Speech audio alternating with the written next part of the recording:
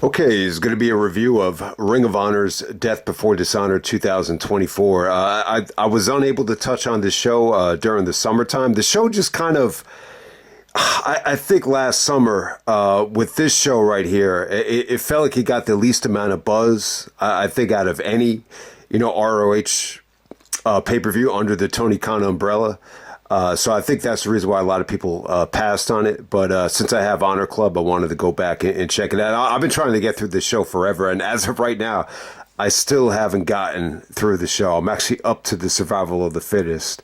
Obviously, I'm going to upload it after it's done. But, man, I've been trying to watch this since before Final Battle. And I actually did watch the pre-show. The pre-show is actually attached to the whole video. So, but hey. The important thing is it's a big weekend for pro wrestling. It's probably a bigger weekend than it usually is because of the Netflix situation.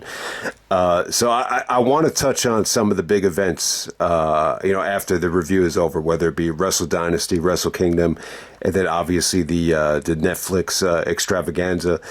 But hey, man, let's get right down to it. On the pre-show, you had the Eminem collection of Mason, Madden, and Mansoor actually beating Angelica and Serpentico, the Spanish Announce Project. So you got to see the Eminem collection dudes. I actually, you know what? I didn't mind Mansoor's match at Final Battle. That actually really surprised me. So that was cool. Marina Shafir, this is before she joined, Moxley. She squashes Angelica Risk by submission in about a minute. I like Marina Shafir, though. I really do. I'm actually happy for her, even though I think the stable as a whole, I think it's a little bit, obviously I think it's definitely plaguing, AEW somewhat right now. But the bottom line is I still like Marina Shafir. I'm happy that they're making the best out of her, because she's definitely very marketable. I mean, she's a hell of a talent, as we saw in Bloodsport. So they're definitely using her a lot better now than they were a couple of years ago, where she was basically, a jobber on Rampage or whatever. And then you get to see the Infantry taking on Griff, Garrison, and Anthony Henry, actually managed by Maria. The Infantry is definitely dope. This was good stuff. The Infantry. I like the name of that team right there. It sounds like it's inspired by, hip hop, actually. Mobb Deep. I think Mobb Deep might have had a side group called the Infantry. They used to talk about that time again back in the day. But that was definitely a good showcase for them. And then all of a sudden you have Top Flight coming out to take on the Outrunners. This is a definition of something that could have been on, Rampage or Collision. But, Dante and Darius Martin actually do their thing right there. And then we move on to the main show. We got the main opener on Death Before Dishonor 2024. We got the Beast Mortos taking on Kommander. This is really impressive, and I think there's a reason why these two guys found each other in the Continental Classic, and it's because of matches like this. I got to give Kommander credit, man. I really feel like this. Like, when you go back a couple of years ago to WrestleMania weekend 2023, it really felt like Vikingo was positioned like, to be the man. But when you look back on it now, like, has Kommander really surpassed Vikingo in terms of, I would definitely say Kommander's definitely been a better fit for AEW and ROH than I think Vikingo. I think a lot of people were blown away by Vikingo and Omega, but if you take that match away, I think Kommander's probably had the better run. I think Vikingo's definitely been hit by the injury bug, and maybe that has something to do with it. But yeah, this was awesome stuff. Beast Mortos, man, formerly known as the Black Taurus. This dude is awesome, man. So, some of his Samoan drops and pile drivers just came off great here. Once again, that gorilla press to Kommander was awesome. But yeah, Kommander and Beast Mortos really rocked the house. So Beast Mortos actually goes over here. This is just a beautiful way to start off the show. I would definitely say this hit the 4-star level, even though it didn't even go 15 minutes. And next up, you have the Matt Taven and Michael Bennett. Undisputed Kingdom defended the ROH tag titles against the conglomeration of Kyle O'Reilly and Tomohiro Ishii.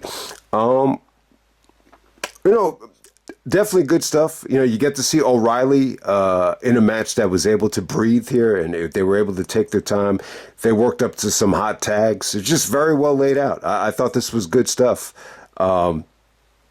O'Reilly took a hell of a crossbody onto the outside where they basically just stretched him out, and I think it was Taven. He just kind of crossbodied him while he was being stretched. That was definitely the highlight of the match. But yeah, Ishii looked good, man. He brought his strong style. He brought his chops. Even Taven and Bennett, they were able to just kind of do their thing here.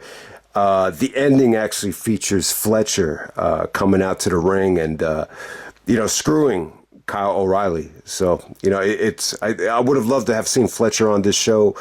Definitely. If Fletcher and O'Reilly had a big time match to follow this, I definitely missed it, but that could have been a hell of a matchup right there. So, Michael Bennett actually gets the win there. And I got to say, I like what I saw from Taven and Bennett. They could still go. I think they're still underrated.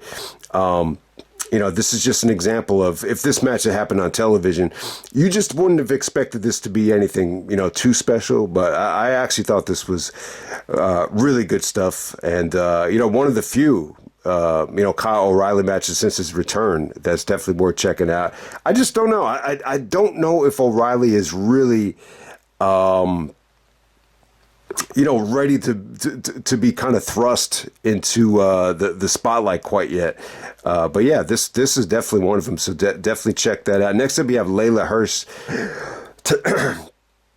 Leyla Hirsch taking on Diamante. This is the Texas Death Match. Holy shit! This was, I would definitely say so far the match of the night.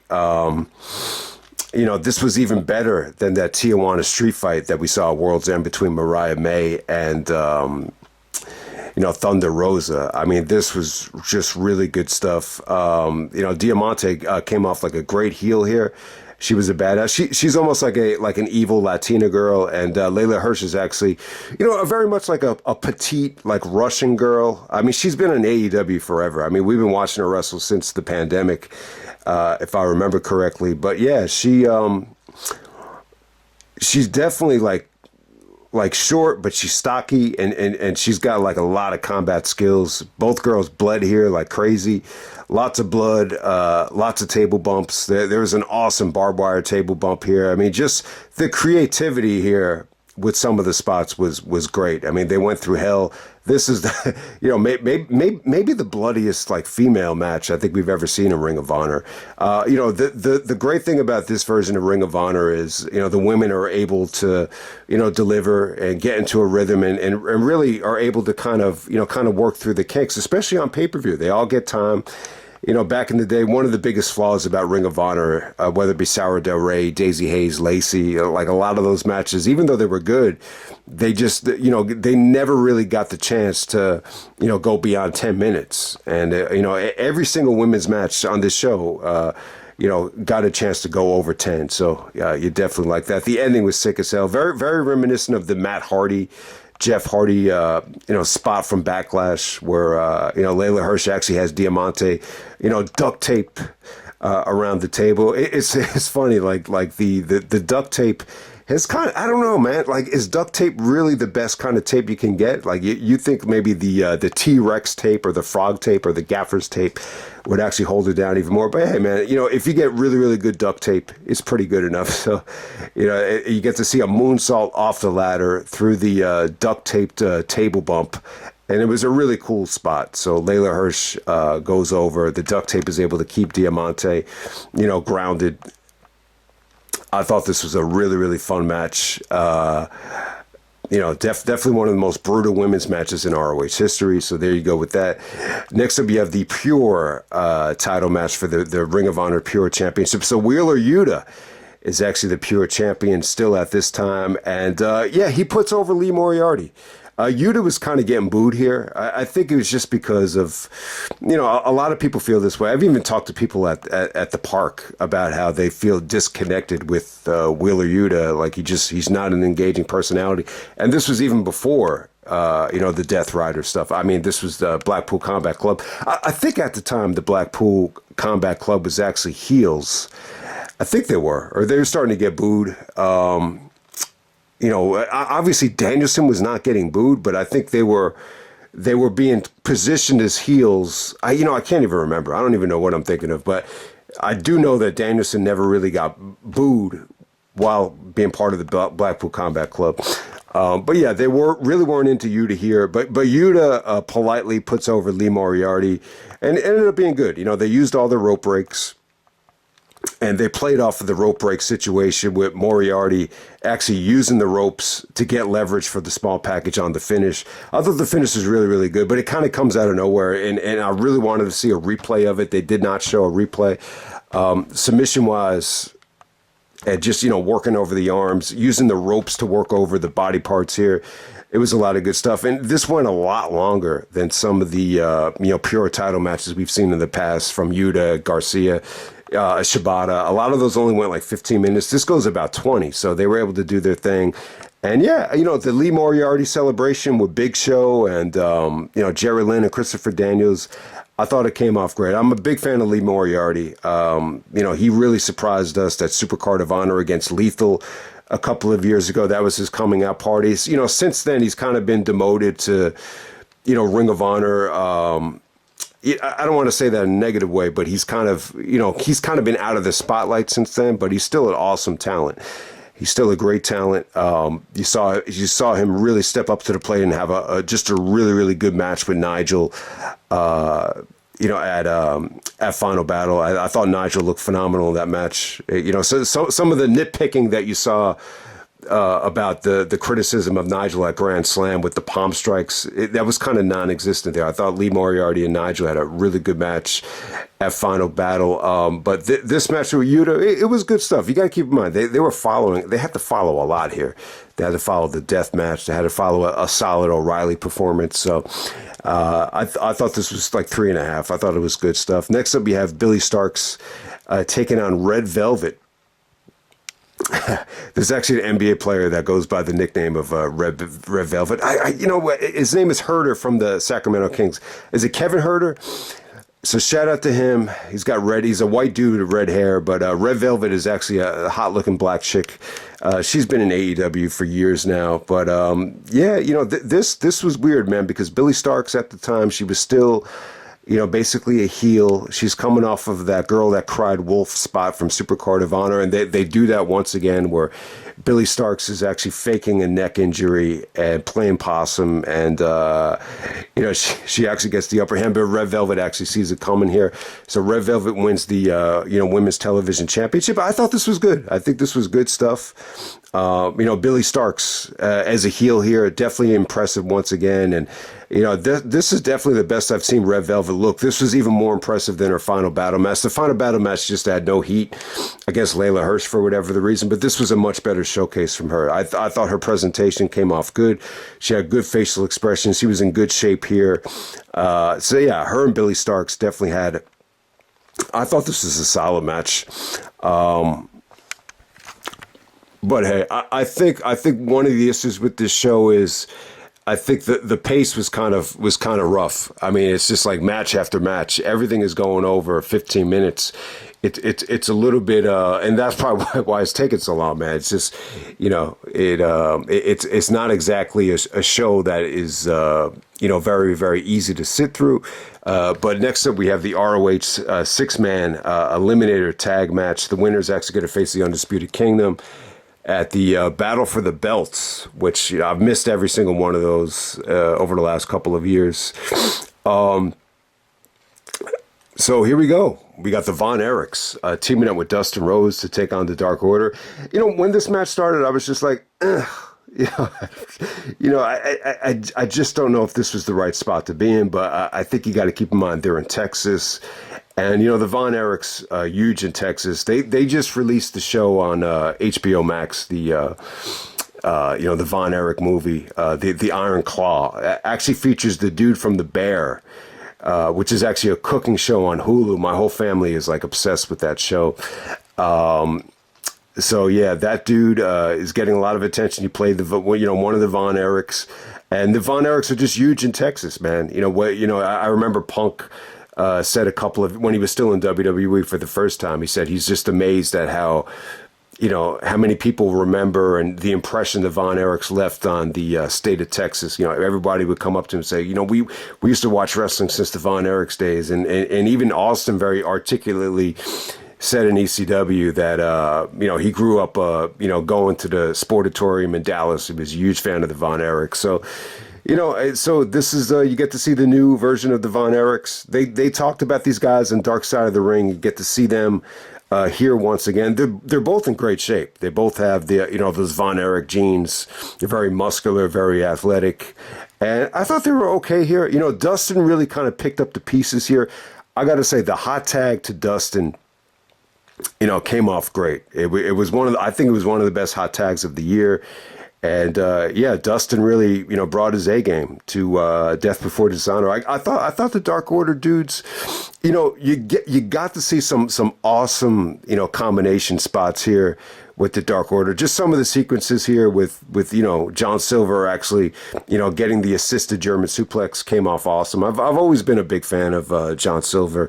But yeah, the Dark Order guys got good heat. I thought they delivered. I think this was just better than expected. Just very well laid out. You got to say, man, Dustin Rhodes still has it after all these years. There was even some gold dust mocking from I believe it was Alex Reynolds for the finishing stretch here. I mean, the last couple of minutes, I thought this went a little bit too long. You could feel everything starting to fade before the finish, but. Good match here. Dustin Rhodes gets the nice, feel-good finish with the Crossroads. Okay, next up we got the Survival of the Fittest match for the ROH TV title. So the TV champion at the time was Atlantis Jr., who was actually in the opener of Final Battle. So Atlantis Jr. taking on Lio Rush, Shane Taylor, Brian Cage. We got Lee Johnson, and we got Johnny TV, a.k.a. Johnny Nitro, a.k.a. John Morrison, a.k.a. forget about the AKAs like Method Man would say. Johnny TV out there with Tyra Valkyrie, who definitely interfered in the match. All right, so with this Survival of the Fittest, I thought it was okay. I mean, not the worst I've seen. I think, maybe one of the weaker ones, but definitely not the worst. I like, the talent that the match had. I think this is... nice little showcase for Lio Rush. I thought Lee Johnson showed some good athleticism more than anything. This was really, really interesting. I think Shane Taylor's from Texas, so the fans are really into him. They booed the shit out of everybody when they ganged up on him, and when he got eliminated, they booed him as well. Lio Rush actually eliminates Shane Taylor. So that's what happened there. But yeah, it just featured like a lot of guys ganging up on each other. Johnny TV and Brian Cage worked together throughout the bulk of the match. And so Lio Rush actually gets eliminated by Lee Johnson. Lee Johnson actually gets eliminated by Cage and Johnny TV's double team. So let me see here. So Brian Cage actually eliminates Johnny TV after they turned on him. So Johnny and Taya Valkyrie, they actually give Brian Cage like this X-rated low blow. Cage actually fights it off and is able to kick out of it, and he's able to pin Johnny TV. So it comes down to Atlantis and Brian Cage. Atlantis actually counters the chokeslam from Brian Cage into a roll-up, and Atlantis Jr. actually retains. Yeah, I mean, I think this was cool. I think it was okay. I thought it was good stuff. They book Cage really, really strong here. I mean, you would think if you have a couple turn on him and he actually survives that, yeah, I mean, they made him look strong. But Atlantis Jr. Goes over. Yeah, so it's a mixed bag of talent. I thought this was fine. I thought it was a solid Survival of the Fittest. But I'll tell you, nowhere near, the ones that we saw Final Battle. Featuring the one that Fletcher won and even the one that Kommander won. It's just not that level of excitement and athleticism, but it was good stuff. I like the Lio Rush Lee Johnson combination. This kind of just showed me that this is just a nice little place, for guys to really just shine away from the AEW scene. It gave them a chance to really show what they can do. All right, so next up we got Athena taking on Queen Aminata for the ROH Women's Championship. All right, good stuff, man. I thought this got off to a slow start. I think one of the issues with the match was Athena's a heel. I mean, she's been champion for 600 days. You know, she's, you know, gonna break Samoa Joe's record. I think she broke Joe's record at this point. But, you know, the fans are really into Athena. You know, this is her home area, her home state, hometown in Texas. So they're really into her. I think Queen Aminata, you know, the fans just didn't know how to react to this. And I think that's what really kind of plagued the match. They go 20 minutes. It felt like it went longer than 20 minutes, but they got time out there. Eventually, I thought this was good stuff, man. I think Aminata, there's a lot to like about her look, her presentation, her ring attire, you know, just the way she suplexes. I think I've said this at Supercard of Honor. You know, out of any female I've ever seen, she has the snap suplex down to a T, very very similar to the way Dynamite and Benoit would do it, where the execution is just flawless. It was just quick and it's crisp. So I thought she looked good there. Even the submission trade-offs were excellent. Aminata almost did like a variation of a, I want to say it's like a bow and arrow, where she actually takes Athena's arms and kind of stretches them back. I mean, it was really cool. And then Athena would counter it into a, you know, variation of a crossface, STF. I thought some of that stuff was good. But yeah, man, exciting match, exciting finish. You know, there's a ton of interference at the end from Billie Starkz. And what's her name? The ring announcer's just not coming to me now. Oh, Lexi Nair. Lexi Nair comes out as well. It's just really, really interesting to see how different Lexi Nair is in Ring of Honor in terms of her having a personality. In AEW, she's very, very, you know, shy and quiet. It's the total opposite here. But they help Athena. You know, Aminata gets hit with a foreign object. And Athena hits the beautiful finish. The finish got a huge pop. Huge pop. Awesome match right here. I mean, not quite as good as Athena and Billie Starkz from the first final battle from 2023, but it was pretty damn close, man. I thought this was definitely good. I think I would have preferred if this was like a babyface versus babyface match. Just this would have even been better. So here we go. We're on to the main event. We got Mark Briscoe taking on Roderick Strong for the Ring of Honor World Title. Excellent main event.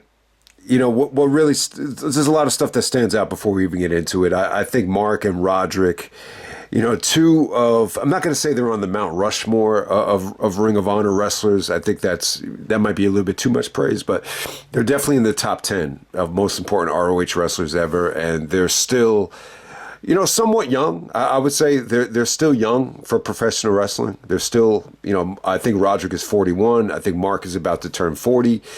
So, you know, 40 years old is still, at least in professional wrestling, it's still somewhat young. You know, you're still pretty much in your prime in terms of athleticism, in terms of the way these guys look. I mean, they're in better shape than ever. And they, you know, when you're able to blend, you know, the experience with athleticism and cardio and being in shape, it's just a great combination. And you mix it in with a hot crowd. Give this crowd credit. They sat through a lot. This was not the easiest show to sit through. I really felt like the best way to watch the show is just watch one match at a time. But yeah, the crowd was really hot for, you know, Mark Briscoe here. I mean, it was really, really awesome stuff. And the fans are really. There was a portion of the fans that hated Roderick Strong. They were like, we hate Roderick. And then another portion was like, no, we don't. My mentality is you should just be lucky or happy that Roderick Strong is actually on this show so you could enjoy his presence in the main event. Because, you know, let's face it, I think Roderick has had some ups and downs in AEW so far. I don't think he's been used that well. But this is a vintage Roderick performance. But, you know, I just wanted to pay tribute to the Briscoes and Roderick, the history that they have here. There's really a lot of history. I think the most obvious thing to bring up is that Roderick ended the Briscoes' 2 out of 3 falls streak, where the Briscoes used to brag about, you know, winning 2 falls in a row, the 2 straight falls, how they never lost a fall in a 2 out of 3 falls match. But I think Roderick ended that. at not Final Battle, but Rising Above 2007, the first Ring of Honor show I was ever at, which was kind of an anticlimactic match. I mean, it really was. Roderick actually teamed with Rocky Romero, and it just wasn't that big of a deal when you look back on it. But Roderick and the Briscoes, I gotta say, the match that they have at Unified, it was Roderick and Austin Aries and the Briscoes at Unified. One of the best Briscoes matches ever. Still, it might be their best like non-gimmick match still. From Unified, which has an incredible double main event, but yeah, I mean they touched on the history with Jay. I mean, they even mentioned that Roderick used to spend a lot of time in Sandy Fort, Delaware, with the Briscoes. They kind of took Roderick in like a brother, which I didn't really know a lot about that stuff. I mean, they never really presented Roderick and the Briscoes as like a trio in Ring of Honor, so I enjoyed the build up here. And before I forget to talk about it, man, before we even get into some of this match, I don't think I mentioned it, but when you go back to Supercard of Honor, and I know a lot of these media scrums, a lot of people think they're silly, and a lot of people have kind of given up on them. But I'll tell you, one of the under the radar, one of the best media scrum moments ever from Tony Khan, when Mark won the title. It was really, really interesting, man. Like there was a moment where they were asking him about Jay's title win and how this is I can't remember what it was. What was it? 9 years to the day or 11 years to the day when Jay Briscoe actually won the title. I think it was 11 years to the day. And it's funny. Mark just kind of like. It felt like it just finally hit him that his brother wasn't there anymore, and it was just such a weird moment, but just a beautiful moment as well. It just finally hit him, and it almost made him just realize, like, wow, like my brother's not here anymore, and you could tell, like, he even had like it didn't feel like it was that long ago, like when Jay actually won the title. I mean, 11 years just went fast, so. Just wanted to mention that, but the match was awesome, man. It was really good. Roderick got a tremendous amount of heat. People used to criticize like Roderick a lot, like 10, 15 years ago, or whatever, for like, just I don't want to say lack of ring psychology, but they just didn't really, understand or appreciate his strategy. Like they just felt like there was like a lot of international fans just kind of felt like nothing from him. I remember that was the criticism, but I think, if there's a match that could actually prove that argument wrong, I think it's this match. I think his strategy, his viciousness, his relentlessness, just his demeanor here towards Mark and just trying to bloody him up and humiliate him. I thought it was good stuff. This is like one of the best heel performances I've seen Roderick ever had. I mean, that thud to the ring post where he busted Mark open, it was just a huge sound effect, huge thud. Once again, Mark bladed here just like he did against Eddie Kingston at Supercard of Honor. And it was just a great fight between these two. Crowd is into it. Great brawl. Taven and Bennett come out. Which added to the match. There was a beautiful near fall here with, Bennett coming out of nowhere to clock Mark with the belt, and Roderick tries to make the cover and Mark kicks out of it. So that was cool stuff. I think Tony Khan is really good at that, kind of using in most cases, not all cases, especially not that World's End main event, but kind of using outside interference to elevate the match or add more suspense and more drama. And I think that's what he did here. You get to see Kyle O'Reilly come out with Tomohiro Ishii, to make the save. So Mark could get a fair shot at this thing. But yeah, there was some great offense from Roderick, man. I mean, just some of the follow-ups of the strong bomb with the sick kicks, led for some exciting kickouts. And, Mark was able to end this thing with an elbow drop. The place just exploded. I thought this was great stuff. Just an awesome match. I mean, not quite as good as Jay and Roderick from Only the Strong Survive, but it's close. It kind of felt like, that match kind of inspired, the way this match was laid out a little bit. But yeah, Roderick and Jay have had some really, really incredible matches. That one from 2011 would definitely be one of them. They also opened up the Flair show, which, at the time I thought that was going to be a huge show. So, there is a lot of history with Roderick and Jay as singles wrestlers. But Mark even alluded to, he always felt like he was the odd man out of that trio. But hey, Mark proved everybody wrong. He got a lot better. But yeah, I mean, the fact that Mark lost the title to Jericho in that ladder match, it's just, when you see a performance like this, I'm just like, man, this is an awesome main event. It almost makes you wish Mark could have been a part of Final Battle. But at the same time, I think they wanted to have Mark, go on to the Continental Classic and just have him kind of, reward him and have him just stay in AEW, just focus on AEW. So that's kind of the reward. I think, with Final Battle this year, I think they went for a different approach. If you notice, they kind of changed the art design of the poster, made it a little bit more catchy. I think putting Jericho as the ROH champion, having an outsider like Cardona come in, I think they wanted to spark a little bit more interest, for the general wrestling scene. And I think it actually worked. I think it worked. For as good as Mark and Roderick was, it just felt like it didn't really, I don't know how many eyeballs this really brought into, Ring of Honor, for this show. But hey, man, when I'm looking at the comments on Cage Match, this match had a lot of, positive comments on Cage Match. And it's funny, like none of the ROH shows from the heyday really have any feedback. So I don't know. It's tough to really gauge, how, involved the investment is with Ring of Honor with the fan base right now. It's tough to say, because with YouTube, I don't know. Sometimes YouTube it's not a good barometer to kind of measure like how much interest, people have in a show, especially with Ring of Honor. It's tough to really figure that out. But hey, I thought it was an excellent show. I mean, this from a wrestling standpoint, this was way better than Final Battle. I mean, I had some pacing issues with the show. It was definitely long. It's definitely not an easy show to sit through. But the quality is there, and the quality for the pay-per-views has always been a positive. Since Tony Khan took over, Ring of Honor. I think the problem is just too many people look at it like it's NXT. I just think there's so much stuff to choose from that, it's just, the gut feeling that I get from the YouTube section is that it's just too much of a chore to sit through. But hey, I thought it was an awesome show. So let me just touch on, Wrestle Kingdom and Wrestle Dynasty, and then I'll just briefly touch on the Netflix thing. I don't know how to really feel about the shows this weekend. I was under the impression that Wrestle Dynasty was an ROH.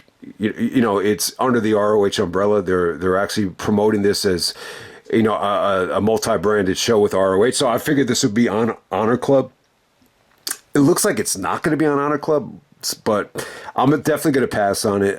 If this pops up on Honor Club, I'll definitely review it and I'll check it out. But I don't know. I just don't think it looks that great. I mean, you get Kenny Omega taking on Gabe Kidd. It should definitely be interesting just to see how Kenny Omega looks. But, Zach is going to be taking on Ricochet. I mean, there's definitely some interesting stuff, but I don't know. I just feel like there's too many pay-per-views, surrounding this to really take it that seriously. I definitely think it should be a fun show. I mean, they're going to be doing like a New Japan versus CMLL, main event with just kind of random wrestlers. So it should be interesting to see how that plays out. But yeah, I'm a huge fan of Zack Sabre Jr., but to be completely honest with you, I don't think the opponents look great, this weekend. I know Jeff just cut an incredible promo in AEW about, going after the AEW title, but, he's going after, it's just funny how didn't even mention that he's going after the, IWGP title and Zack Sabre Jr., but that's what's listed as the main event for Wrestle Kingdom. So Zack versus Jeff Jarrett, and then Zack versus Ricochet. I don't know. Ricochet's kind of been hit or miss for me lately, so I don't know how well that will play out. If from just looking at the cards though, it looks to me like Shingo and Takeshita. That to me, like, that looks like the most interesting, like, wrestling match from the whole weekend. Who's Claudio taking on? Was he taking on Shada Umino? I just haven't been feeling Claudio as of late, but he looked really good in that fight for the Fall main event. So if he kind of brings that, maybe he's kind of listening to some of the criticisms, but if he brings that kind of effort to the Shada Umino match, that could be really, really good. But yeah, let's just transition to Netflix. I'm gonna reluctantly get Netflix the same way Michael Jordan was reluctant to pass the ball to Bill Cartwright at the end of the game. So that's how I kind of feel about it. But hey, man, it is what it is. I think, part of the bitching about Raw being 3 hours, and, part of me doesn't even want to watch Raw anymore. But hey, man, you can't argue with this card. I mean, the Punk and Rollins stuff is something that I've been dying to see for years now. The promos have, continually gotten better and better. I mean, they just kind of emptied the tank with the verbal assaults on each other the other night. So that should definitely be cool. I think it has DQ written all over it. It definitely feels like it's going to lead to a bigger match, but it should be an incredible atmosphere. And, I'm just curious as to see like how they're going to lay this out in terms of the structure of it, the commercial breaks, the length of it. I don't even know if it's going to be 2 hours or 3 hours. But from what I understand, if you pay for the basic Netflix $6.99 plan, you'll be able to watch Raw. I know there's certain plans, like the $6.99 plan doesn't allow you. It's a very limited plan, but I think it definitely would allow you to watch Raw. So, you also get Roman and Solo, Rhea Ripley and Liv Morgan. I don't know. I mean, the rest of the card doesn't look great to me, but I'm just interested to see, how it's laid out, the atmosphere of it, the returns, Cena. I'm interested to see how Cena's going to be presented. Is The Rock going to interfere in the Roman match? There's just a lot of question marks, a lot of intrigue. There's going to be a lot of star power. So I'm definitely looking forward to it. So if you're one of these guys that doesn't comment on the WWE stuff and only on, AEW ring and the Ring of Honor stuff, how do you feel about this Netflix card? Are you interested in watching it, or would you order it, or would you even spend it? I mean, does it excite you? Because I know a lot of people that don't watch WWE were excited to see what Punk would do once he got to WWE, and yeah, so here it is. I think this is the match that everybody's been waiting for with CM Punk and Seth Rollins. So we'll see what happens there, man. But I'll just end it right there, man. That's Death Before Dishonor 2024. Say what you want about the state of Ring of Honor. I feel like this show, was, very, very much like all the other Tony Khan shows, where I just feel like it over-delivered. So I'll just end it right there. That's Death Before Dishonor, and I'm out.